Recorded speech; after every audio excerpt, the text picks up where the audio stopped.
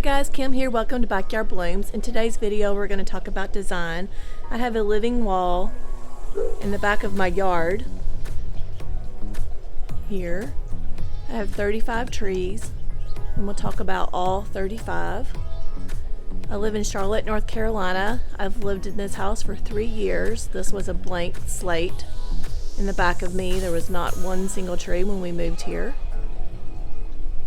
And I knew that I wanted a living wall all the way around. I didn't want a fence. We do have a German Shepherd. Her name's Sasha, and I'll throw a little picture of her up on the screen. We take her to the school and let her play ball and let her run, and we play ball with her here in the backyard.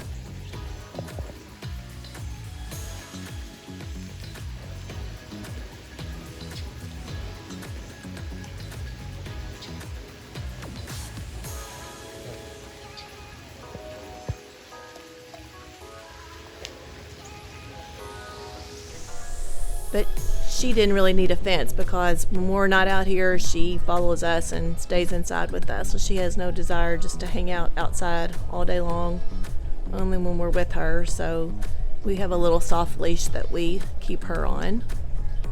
But I'm going to take you back 3 years ago and I'm going to talk about how I designed this area. I feel like a lot of people have problem with design. And I personally am not a designer, but everybody tells me that I have an eye for it. So I'm just going to share with you exactly what I've done here. Just look at the big trees for now, because I feel like that's where you need to start at. Start with the bigger stuff first, and then your shrubs, then your perennials, and then any kind of annuals. So we're going to come back over here. We're going to start on this side. This is where I very first planted any kind of landscaping. We started with these emerald green arborvitaes. This house right here next to me was just being built and we needed some privacy, or we wanted privacy. Not that we don't want to be very sociable, but, and we still are, we still talk between the fence there. But here I have emerald green arborvitaes, and that's what I started with. I had 8 on each side, but I didn't end up with 8 on each side.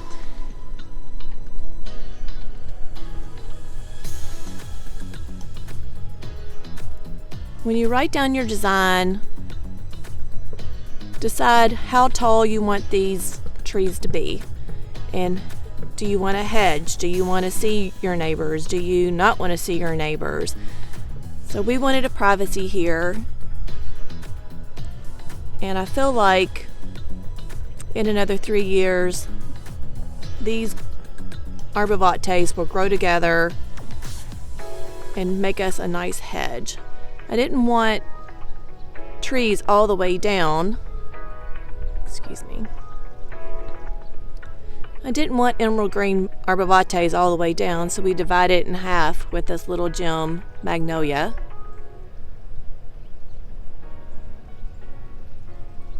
So I'm going to throw a picture of what this garden started as 3 years ago, and then 2 years ago, and then this is today, the 3rd year. We are a zone 7B/8, and I honestly feel like these arborvitaes are the hardest thing to get started because we're on the cusp of the zone. I feel like if you give them too much water, they're going to get root rotted, and then if you don't give them enough water, they're not happy either and they'll die also. But I finally got these trees looking happy. We did plant half of them twice and we made a mistake.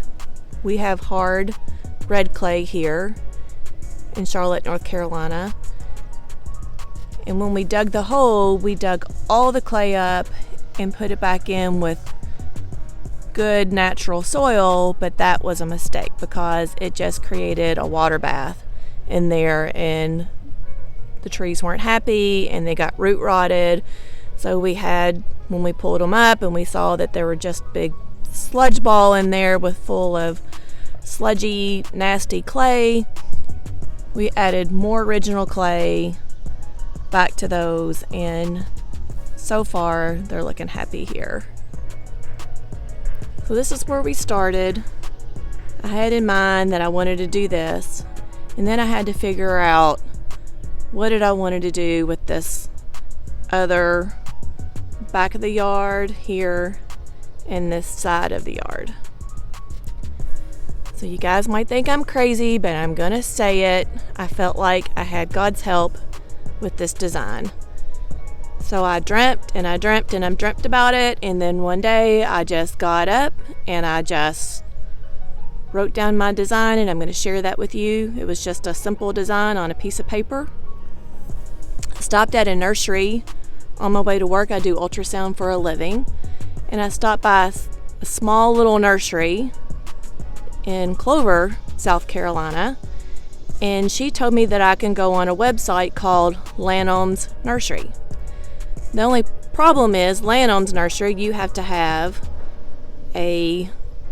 they're just a wholesaler, so you have to have someone to go buy their trees so then you can pick them up at the nursery. So that's what I did. So I went on to Lanham's. I had no idea what I wanted, and I just looked at all their trees. I looked at different textures. I looked at what size they were. So then once I got in my head, or what God kept me dreaming about, then I wrote it down, and I wrote down which size this tree gets and what size tree that one gets, and like how much space that I needed between this tree and that tree. So we'll walk this way. So I already told you about this side right here. So at first, just 3 years ago, we just had the big trees, the green arborvitaes and this little gem, and that's all I had. You know, I should have already shared the picture with you. So then I had to do this side garden. This rose garden was not here 3 years ago, nor was this fire pit landscape area here, this hardscape. None of this was there.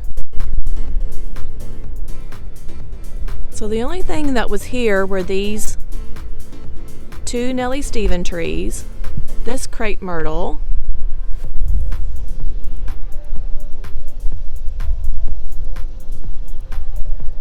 and I have a Yoshio cherry tree back there that you can see. These 3 Oakland hollies, which I absolutely love, and I honestly, if you're thinking about your landscape, these Oakland hollies would be gorgeous as a hedge over here.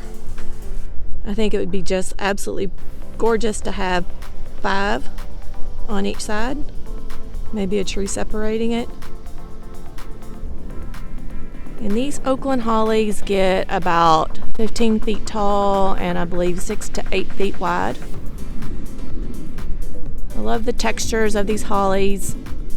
They've done really well here. I haven't had to prune them that much.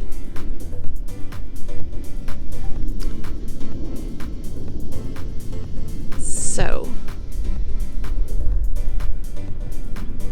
we had the Nellie Stevens, this crepe myrtle, this Yoshio cherry, and then I knew I wanted to put a fire pit in this area, but I didn't have my design planned out. I didn't have this fire pit in this area to begin with. I just had these Oakland hollies. And when I step back in my space, let's go back here to the front porch. We only live on a 1/4 acre of a lot, so this flower bed is about 70 feet. This space back here is about 110, 120 feet, I believe. So I just measured off my spacing, like where I was going to put everything symmetrically. So I have 2 Nellie Stevens here,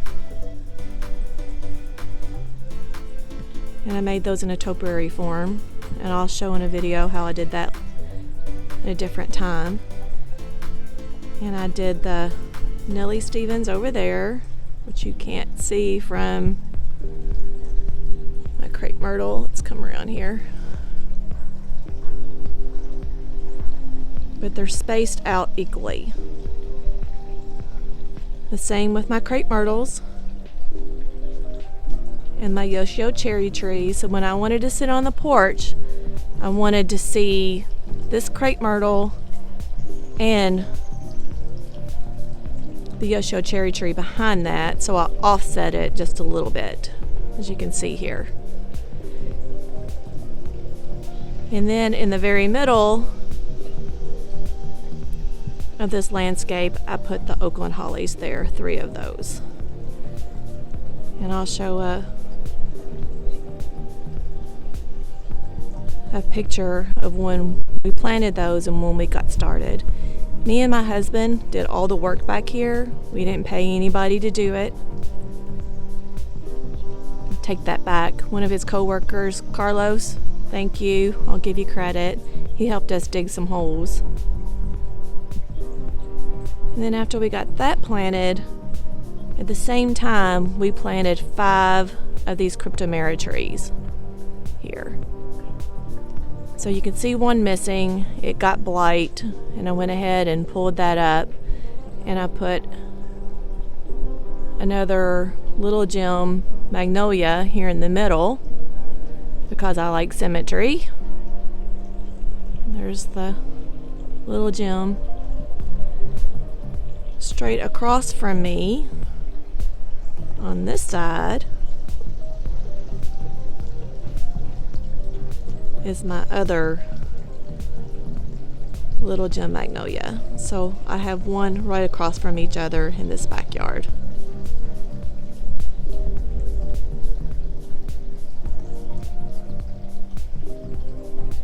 So I didn't have my wine and roses in here at all. Just started with these 5 cryptomera trees. And I knew that these trees get quite large. These trees can get 30 feet tall or taller. So I'm hoping that they're not going to take up this whole entire landscape. I'm feeling like I can eventually go back and prune at the bottom here, and so I can still have plants grown in this area here. But we have a space over here that's called our lake house, and people can rent that out, and I wanted privacy from that area right there. When we picked out this lot, Lake Wiley is behind that lake right there, so in the wintertime you can see the lake. We like that. And in the back of us here is common space because the lake is behind those trees. Let's walk down here. And I'm going to show you the common space that we had behind us.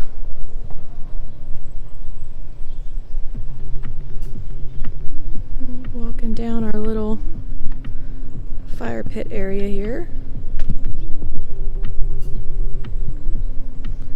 And I'll throw up the name who did our pavers for us. I believe it's called Pavers Plus, but I'll give you the information.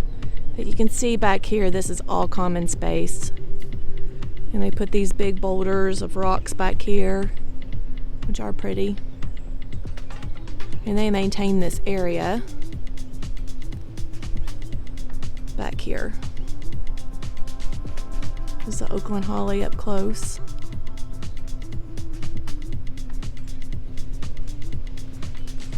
And there's the Nellie Stevens there.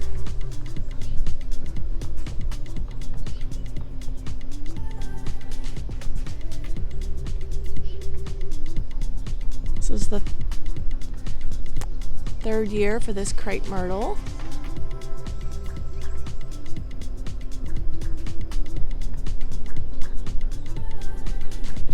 Third year for this cherry tree, and the deer have been eating on the lower limbs there. For 2 years they didn't bother anything on my property, and this past year they've been nibbling on my roses, Rose of Sharon, hydrangeas, and this tree here. But they're building more houses over that way, and they tore all their habitat up, so they just don't really know where to go right now.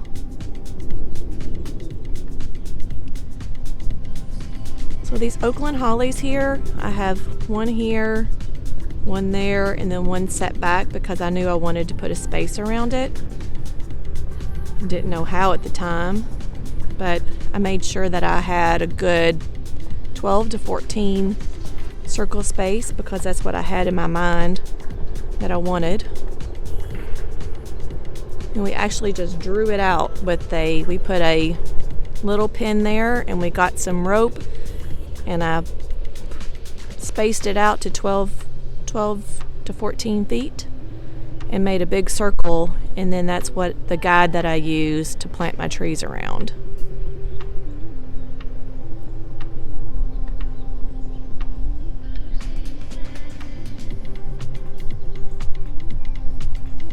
Okay, so that was year one. And at the time, I really didn't have any ties to any of the nurseries. I just knew that one girl told me she could order off the nursery in Clover, that I could order off Lanham's. So I went on the website and I picked out the trees that I thought I liked in different textures, something that's going to give me a living fence all the way around, some height, something different for each area. And that was year one. Year two, I came back in and I got ideas off Pinterest. Was one of my big go-tos just to get some gorgeous ideas. And I saw a whole hedge of limelight hydrangeas. Now I had a time getting these hydrangeas because during COVID, everybody was buying plants. So I think I went to Pike's and bought up every hydrangea that they had and then had to still look for more. At the time, I didn't have my connection with Jenny at Creekside, so I didn't know her at the time. So I have 10 hydrangeas in here, little lime hydrangeas. And I knew that I picked that plant because I knew they get 4 to 5 feet tall. So I thought that they would make a really good backdrop. If these emerald green arborvitaes got 12 to 13 feet tall and these got 5 feet tall, I thought that would be the right height. Now the regular limelights that aren't the little limes, they can get 6 to 8 feet tall. And for me, in this space right here, because it's really not that wide, I have it narrowed and then curved out, as you can see here, and then narrowed again and then curved out.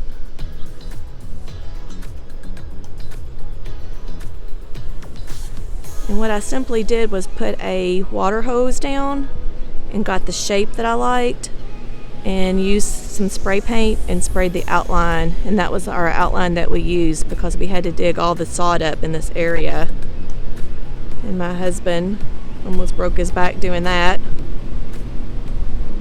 Thank you, Paul Prestis, for doing that for me and for us. So second year, all these limelights went in. Our edging went in. We put in mulch because we didn't start with that. And I'm going to show on the other side here of this garden, on the other side of the garden here, next to my neighbor's fence, we have a lot of limestone rock in our neighborhood. And since we were the ones that just first built in this neighborhood, we were able to collect some of these rocks. Let me get down here closer. That's what they look like. So we were able to put a hedge all the way down here. And I have several pictures of year one that I could share with you. And these trees are healthy, they're gorgeous. I do have some old, you can see in here. The needles do drop. I could go in here and get some of this out, but I want to let you guys know that this is normal for this type of tree for it to be like that in the middle. And This is one of the trees that we had problems with right here. But so far, this one's looking pretty good. On the third try, I just said I'm going to put you in there. I'm not going to do anything to you. And honestly, it's doing good.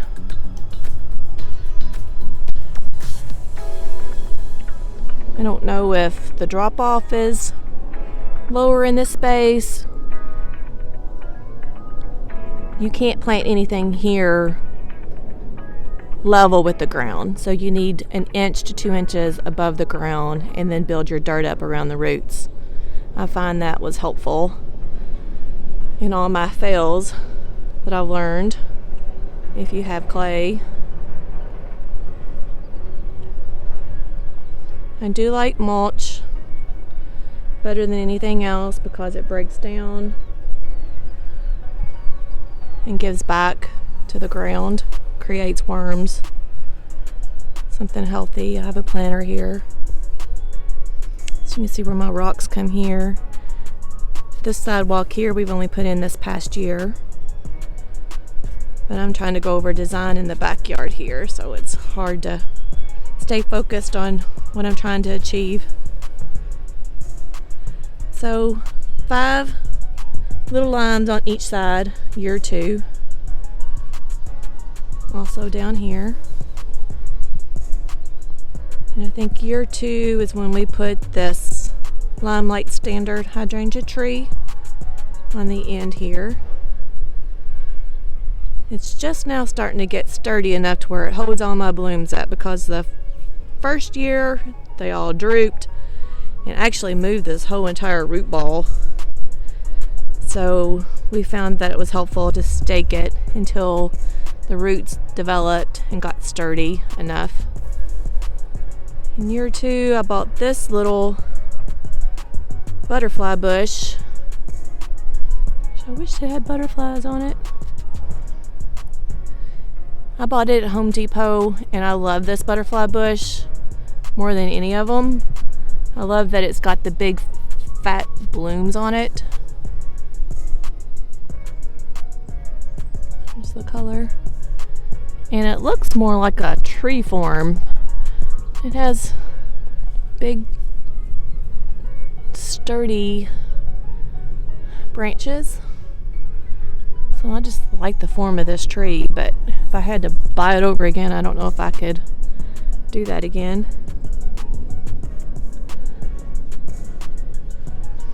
So when I design, and I've said this before, I like something tall, something medium, and then I like ground cover.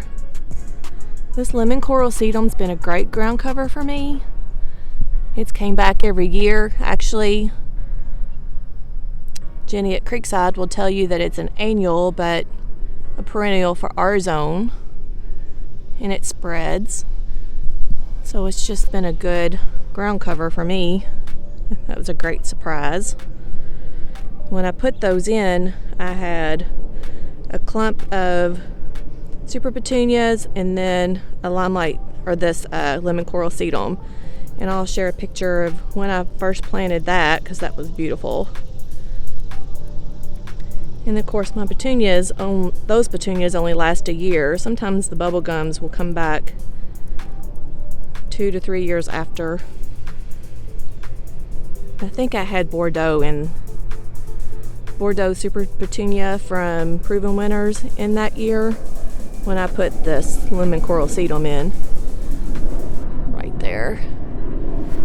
And this was Jazzberry. This is new for this year. And of course I added Grace last summer. You want to add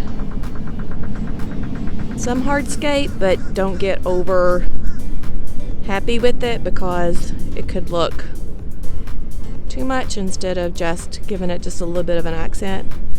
I have a couple pieces of concrete here, and then when I back up here, it's here because we live on the lake and we see goose all the time.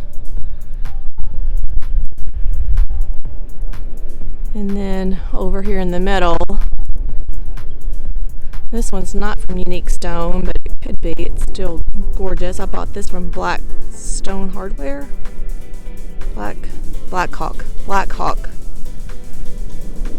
I bought these from Black Hawk Ace Hardware. Just to give some accent there. And over here, these planters, I have 3. I got those from a nursery in Rock Hill. But Unique Stone has something very similar to that as well. And panning over here, I have another Unique Stone piece right there. That's called the Galloway urn. It's very detailed, and I'll try to show another picture where it's not all pointed up, where you can see the detail of that. That's gorgeous. Okay, so this rose garden was my very last thing that I did. But before that, my son worked at a golf course, and they bought these wine and roses, and he called and he says, "Hey Mom, do you want some wine and roses plants?" So I looked them up, and of course it was from Prune Room Winners, one of my favorite brand names, and he was able to get me however many I wanted. They had 70 and they were just giving them away. So I was like, yeah, because they were like, buying them brand new was $35 online.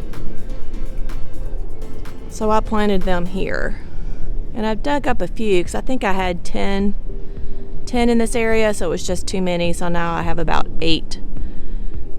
But again, it worked because I didn't have any reddish texture at all in this garden. See how it has the red, and it blooms in the spring, and hummingbirds love it. So I was like, well, that's a win-win, and it looked really good up against these cryptomera trees. So that's when we put those in. And then that year, the second year, I had super petunia bubblegum because they weren't that big all the way down, and I have an picture of that, so I'll share that with you also on year 2. And then that same year, later that fall, I think, I loved the Proven Winners cat's pajamas, but I could not find them. They were so hard to find. So King's Greenhouse in Matthews was able to get a hold of these Walker Low catmint for me. So I was able to put this catmint nepeta in here. And at the very end, I believe Jenny at Creekside or Pike's Nursery, I don't remember which one I bought them from, had the cat's pajamas nepeta, and that's here. So it's smaller, more compact. My previous video that I showed, I pruned all this back, and I told you that they would fly, that the blooms would come back out, and look. So make sure you watch that video. I'll throw the link up for you at the very end. For 3 to 4 years, I've been watching Laura from Garden Answer, and I got the idea of these David Austin roses because I've never seen David Austin roses in any kind of nursery. Home Depot, Lowe's, Pike's, King's did not have it. So I didn't know about these David Austin roses, so I went on the website and just looked at how beautiful they were, and every time she threw an image, I just took a little picture, and I'm like, oh, I love that rose up against this perennial. So I wasn't able to create exactly what she had, but I was able to get my hand on some David Austin roses, and this was my first area that I planted and had success. So I did Celebration Rose here, 2 Olivia Austin, and then I had a climbing rose on this trellis that I bought from Gardener's Supply, and I knew about that from Laura from Garden Answer as well. And the rose, the climbing rose, I'll share that name. I can't remember. It's called Ladshire, something like that. I'll share the name with you. And I'll show that when it's in bloom as well. The deer have been helping themselves on these roses here for whatever reason. Hence why I have tried this chicken wire here to try to keep them out. I heard that they don't like to walk on their hooves. Does not like to walk on this chicken wire, so I thought I'd give it a try because they were eating all my new buds off. My roses, some of my hydrangeas. Okay, so this was second year when we did all this.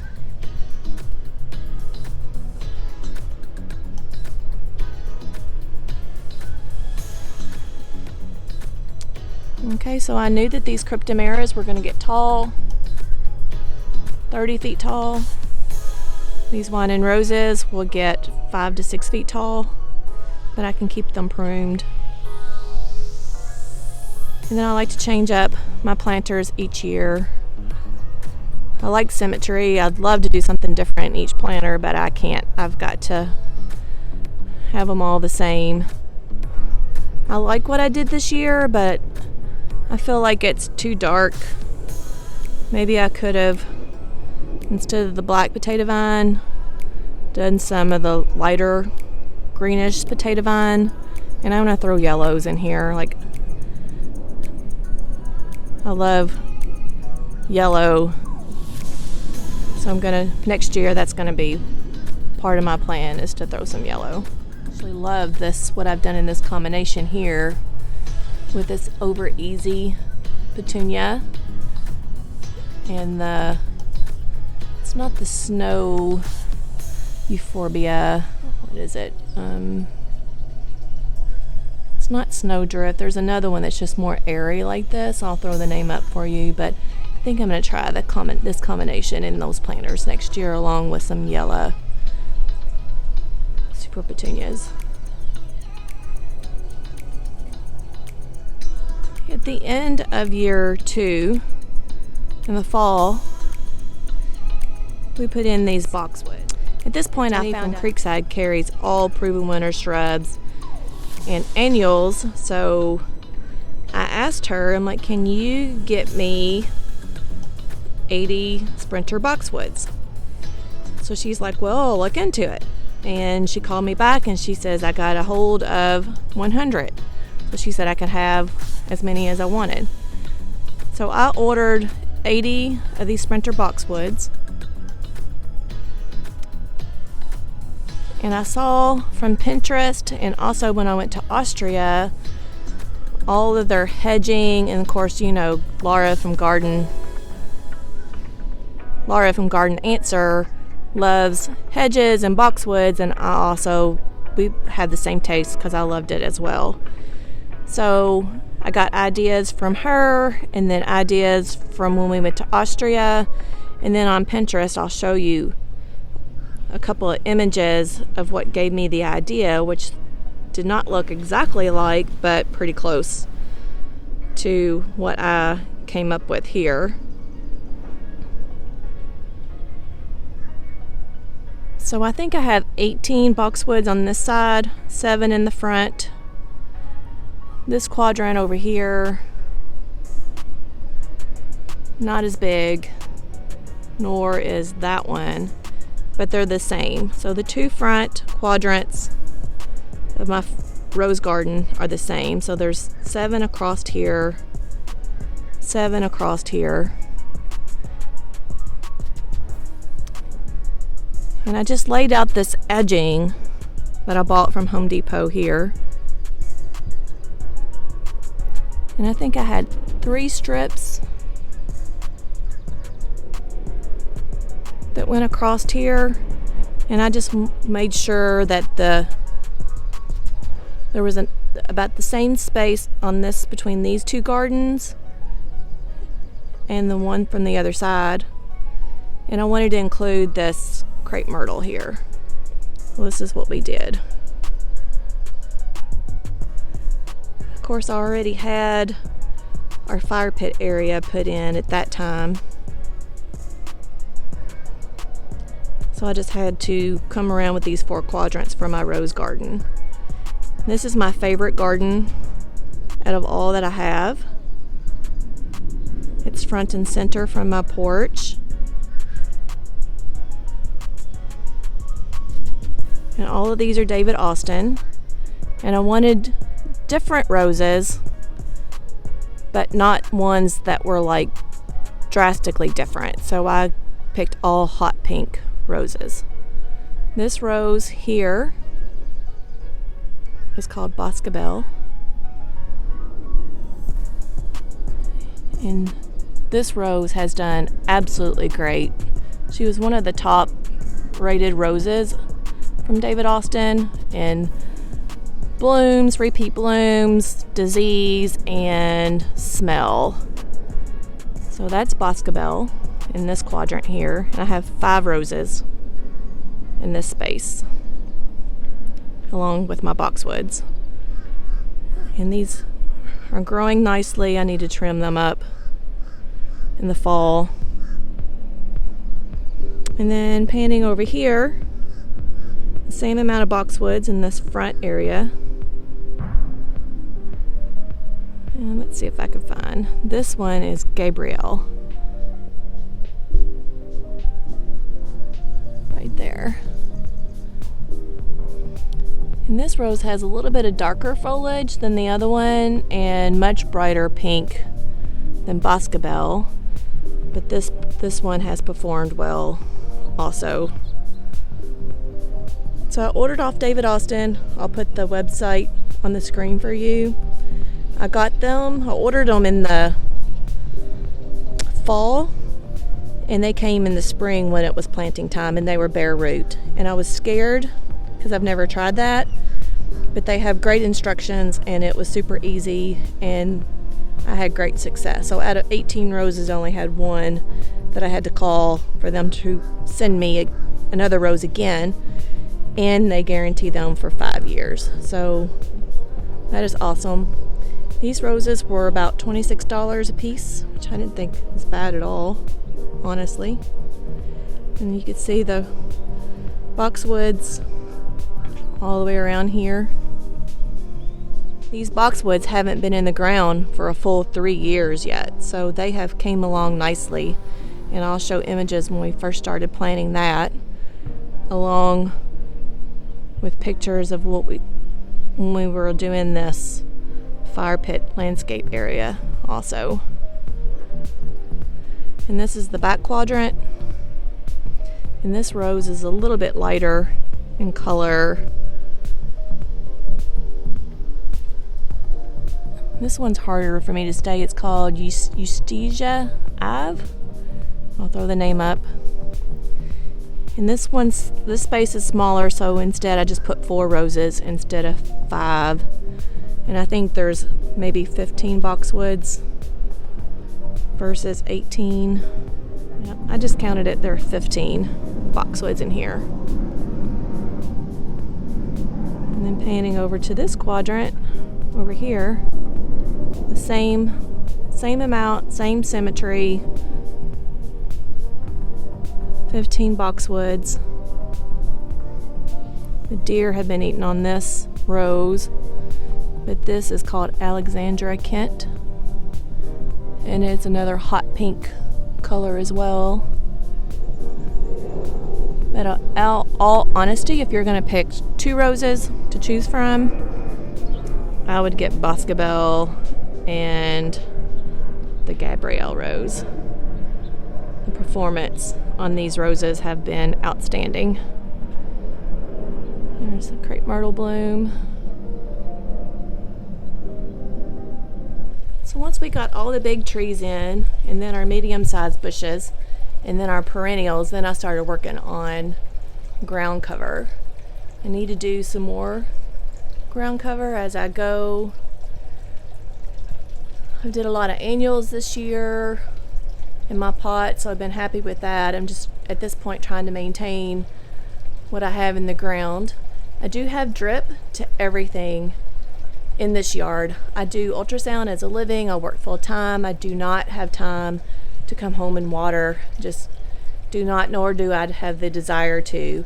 So from watching YouTube videos, and especially Laura from Garden Answer, I picked up things here and there. And then I also did a video last week that you can watch, or it's going to be actually 2 weeks ago from now by the time I get this video up, that you can watch to learn how to do drip. So I hope that I made it simple enough for you to be able to do. It's not hard. I was pretty proud of myself that I achieved that myself and that I was able to do that alone. It actually impressed my husband. I've helped several neighbors put in drip as well, and they've been happy with it. And same with the yard. Here, we've been working on our grass. I feel like that if you don't have good grass, then your flower gardens do not look as pretty or as picturesque as they should be, I should say. I do ultrasound, so I feel like I am pretty creative when it comes to pictures. So that's what I do on a daily basis. I was kind of creative when I was in high school with drawing. But for me, like, I want to design a garden that's going to look just as pretty as a postcard. So that's when I look at something and I look, does this need to be trimmed? Does that need to be trimmed? I like try to see it in a picture and like then go from there to see what I need to change and what I don't need to change. And if you're not happy, pull it up. Put something that makes you happy, because life's too short to put something in there that you're not happy with. And I've had to pull up different plants and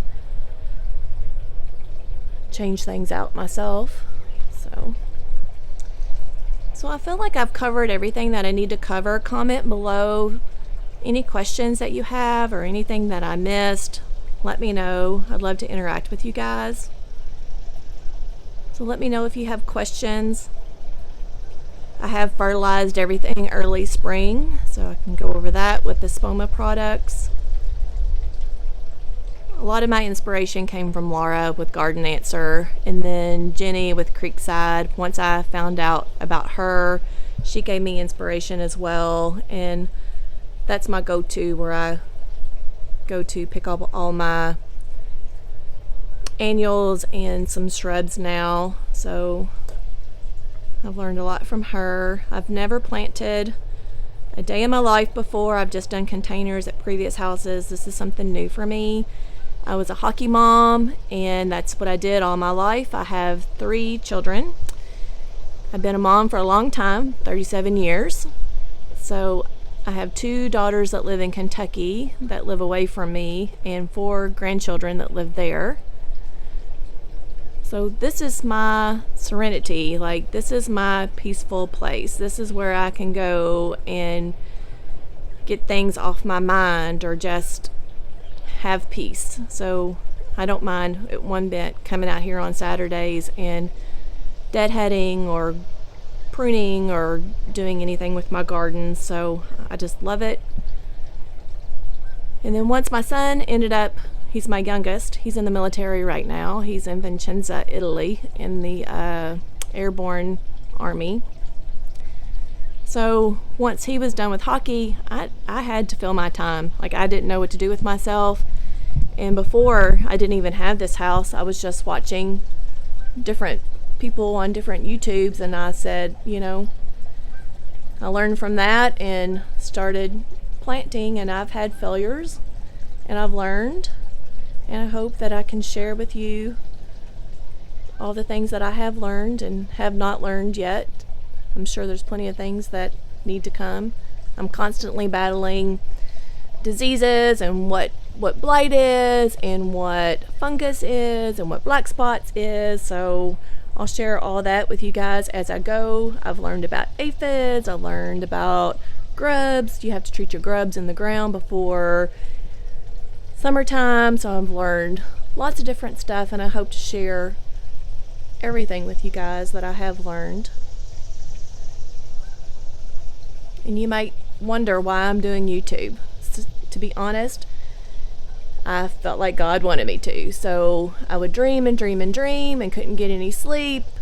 And I was just like, come on, Kim, like, you got to get up in the morning and you got to go to work. But I would watch different YouTube channels and I'd be like, oh, I can do this. And then I'd like give it a rest, and then I would dream again. And then at one point, right before I started doing this, a couple weeks before I started doing YouTube, everything that I read and everything that I dreamt about, and I feel like that's how God talks to me, by the way, was geared towards me starting up and sharing this with you guys. So here I am. It's not something that I'm super comfortable with, gonna be honest with you. I video things multiple times, like 5 to 6 times. But anyways, I'm gonna try to do my best. I'm gonna try to share my gardens with you, and I'm gonna try to share my knowledge, and I'm gonna try to share the love that I have of gardening. So do me a favor, if you've not subscribed, please subscribe below for me, and in comments say I subscribed, and I will do my best to interact with you and respond to you. If you have any questions, like I said, please don't hesitate to ask me. I'll be glad to help out of anything that I do know.